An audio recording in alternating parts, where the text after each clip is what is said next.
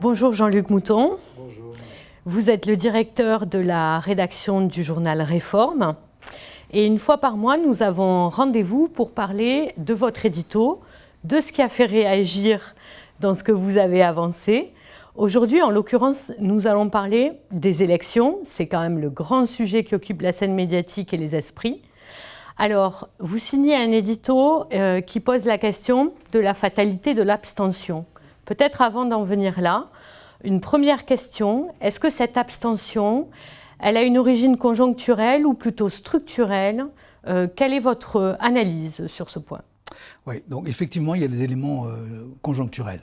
On vient de passer une année et demie aux prises avec cette affaire du coronavirus, donc de gens enfermés, de confinement, d'inquiétudes, de doutes si on allait en sortir. Bon, on a l'impression d'en sortir aujourd'hui, à peu près, mais on est toujours dans cette espèce d'élan.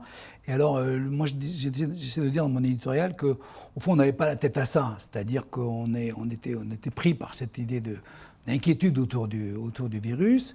Et puis en même temps, aujourd'hui on nous dit, bon maintenant on peut y aller, on nous a libérés, on peut sortir le soir, il n'y a plus de couvre-feu.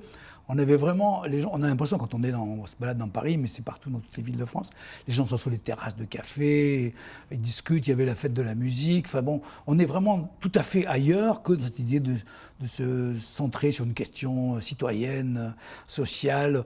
Chacun vit sa vie et est heureux de vivre sa vie aujourd'hui. Donc effectivement, il y a un élément conjoncturel. Je pense qu'on peut dire ça.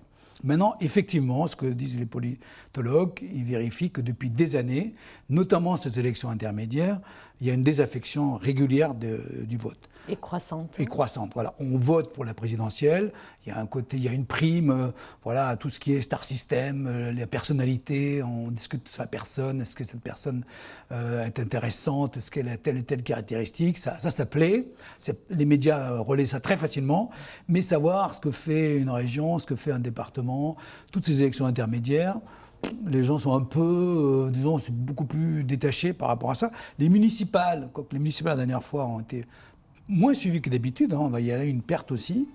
Alors, il y a effectivement toute une réflexion qu'on peut essayer de mener sur une partie de la population qui ne se sent pas tellement concernée par la vie politique. Il y a un historien qui a fait tout un travail sur la métropolisation, c'est-à-dire que la vie aujourd'hui se passe dans les métropoles, tous les débats écologiques et autres, économiques, se passent dans les métropoles, et il y a toute une partie du territoire qui est un peu laissée de côté, et ces gens-là ne se sentent pas vraiment concernés par l'avenir du pays, ils vivent leur vie entre quelques-uns, entre soi. Mais on a l'impression qu'il y a une déconnexion du désir de participer à la vie collective. C'est ce qu'on a vu un peu autour des Gilets jaunes. Donc des gens qui ne se reconnaissent pas dans les débats politiques. Et ça, c'est plutôt structurel. Qui ne se reconnaissent pas dans le débat politique, qui n'ont pas le sentiment d'être concernés, mais peut-être aussi qui n'entendent pas parler des enjeux de politique locale et qui tout de suite se sentent placés dans la perspective des présidentielles, parce que ces élections ont beaucoup été abordées sous cet angle-là. Est-ce qu'il n'y a pas un problème de lisibilité des enjeux c'est ça. Moi je pense qu'on a quand même détourné dans les médias. Les médias ont une responsabilité énorme. On a essayé d'en prévenir la réforme, mais quand même on a parlé de tout, sauf des attributs qui sont donnés à la région et de ce que fait le département. Même Marine Le Pen avait un boulevard là-dessus, elle n'a pas utilisé. Les départements sont chargés des affaires sociales, donc du RSA, mais beaucoup plus que ça, d'aider par exemple les gens qui arrivent de l'étranger. Elle n'en a pas dit un mot. Il y avait un levier de débat, mais personne n'a utilisé. Ils sont tous positionnés par rapport à la présidentielle, est-ce que je vais faire plus, moins. Et à des questions de sécurité, des enjeux qui ne dépendent pas de ces élections. Qui ne dépendent pas du tout de la région. La campagne qu'a fait Bardella à Paris, où il ne parlait que de la sécurité, d'accord, mais la sécurité, c'est ni les départements, ni les régions. Donc tout ça, c'est ce que vous disiez, ça rend le scrutin totalement invisible, illisible plutôt. On ne sait pas de quoi en parler. Est-ce que les gens savent que les régions sont en charge des lycées et les départements sont en charge des collèges ? Bon, ça c'est vrai que il y a aussi l'enchevêtrement des compétences qui est un vrai sujet, qui fait que les choses sont difficiles.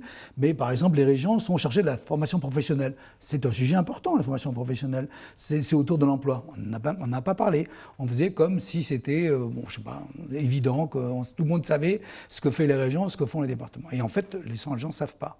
Donc il y a cette idée qu'on a détourné cette élection de son vrai objectif, qui est de parler des enjeux régionaux et départementaux, et on a fait comme si c'était une espèce de pré-campagne pour la présidentielle. Mais les gens n'ont pas marché avec ça. La question que ça pose aussi, c'est de savoir si l'offre politique qui est en face correspond aux préoccupations. Est-ce qu'elle est assez consistante? Et je ne parle même pas des problèmes qu'il y a eu pour diffuser la propagande, comme on dit aujourd'hui, ou les professions de foi, mais vraiment de la consistance de cette offre. Alors ça, c'est très intéressant parce que beaucoup de politologues ou d'observateurs ont dit c'est l'offre qui ne correspond pas aux besoins des gens. Sauf que là, l'offre était considérable.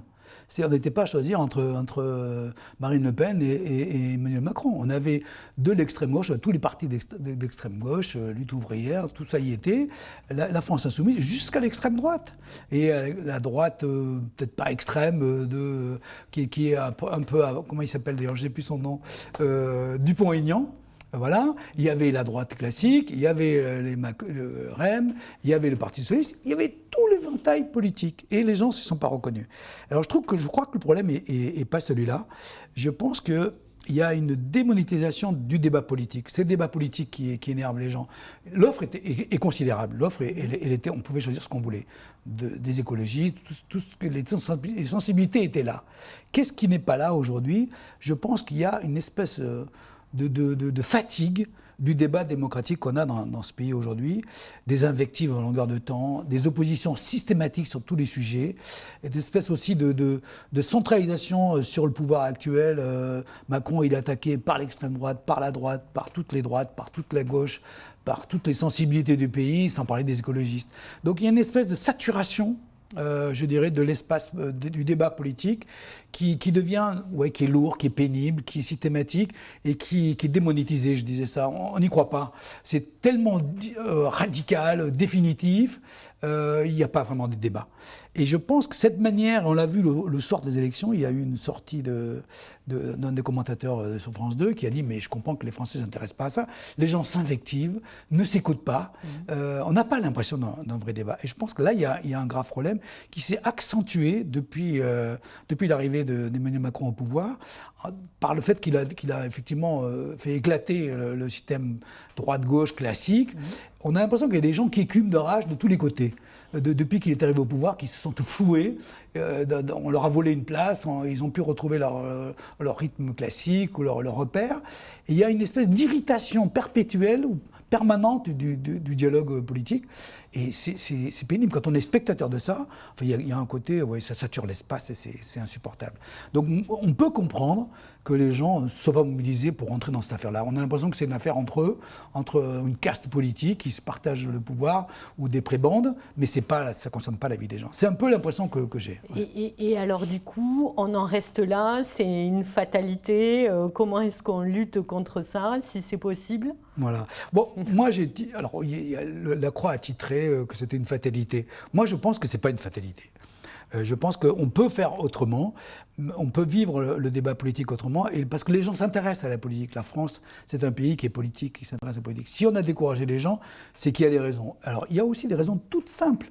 C'est-à-dire que les gens passent leur vie sur les réseaux sociaux, sur Internet, et là, on dit ah non, ça, on ne fait pas ça, il faut se déplacer à une mairie, signer un papier. Enfin, je veux dire, dans tous les pays du monde, même les pays voisins de France, on a vu ça aux États-Unis, on peut voter par procuration, on peut voter à l'avance, on peut envoyer un courrier, on peut voter par Internet. Tout ça existe.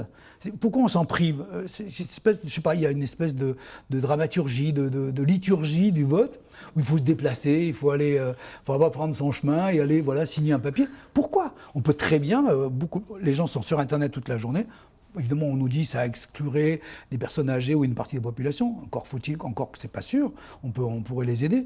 Mais il y a aussi peut-être une manière de présenter l'élection, de présenter le vote comme quelque chose de beaucoup plus naturel, qui s'inscrit plus naturellement dans la vie des gens. Aujourd'hui, on a fait une liturgie, on a sacralisé le vote, alors qu'on peut tout à fait le vivre autrement. Et je pense qu'il y a des moyens de rendre les choses plus vivantes, plus proches de la vie des gens. Il y a cette idée aussi que le débat politique, d'abord que j'ai dit tout à l'heure, que le débat politique est quelque part insupportable aujourd'hui pour la majorité de la population, et d'autre part, il y a aussi donner des moyens plus simples de voter, plus à la portée de ce qu'on y vit au jour le jour. Pourquoi le débat politique n'est pas sur les réseaux sociaux? Alors, les réseaux sociaux, c'est le grand n'importe quoi, mais on peut aussi organiser des choses plus posément, avec des échanges qui aident les gens à réfléchir et à prendre position, et ne serait-ce que sur Internet. Donc il y a toute une technique, je dirais, une technicité du vote qui me paraît désuète aujourd'hui et qu'on peut améliorer et qui pourrait favoriser grandement le vote et combattre l'abstention. Et les questions politiques à Réforme, elles animent beaucoup les conférences de rédaction de manière générale? Je sais pas, je trouve qu'à Réforme, moi je trouve que c'est notre position de chrétien qui est en jeu là-dedans. Je pense que quand on a une attache spirituelle, on doit avoir une espèce de distance par rapport au débat politique.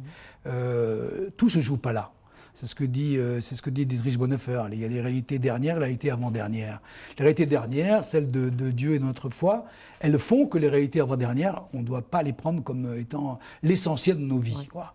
Je pense que notre situation de chrétien nous donne un recul par rapport à ça. Les enjeux sont là, c'est grave, c'est difficile, c'est important, mais ce n'est pas le cœur de nos vies. Et je pense que peut-être ça nous donne une manière, je dirais, un peu plus distanciée, plus apaisée d'être débattre du débat politique. Mais je pense qu'on a ça à Réforme, on ne s'accroche pas sur les questions politiques, on sait que chacun a son opinion, mais ce n'est pas dirimant, ce n'est pas ce qui nous sépare. C'est pas, en tout cas pas, et c'est pas forcément ça qui va nous réunir. Je pense que le débat politique, il est là, entre nous, mais il doit être pris avec distance. Enfin, je pense qu'être chrétien, c'est aussi relativiser les enjeux politiques, même s'ils sont importants. Merci d'avoir répondu à nos questions et je vous donne rendez-vous pour un prochain débrief après un futur édito. D'accord, merci.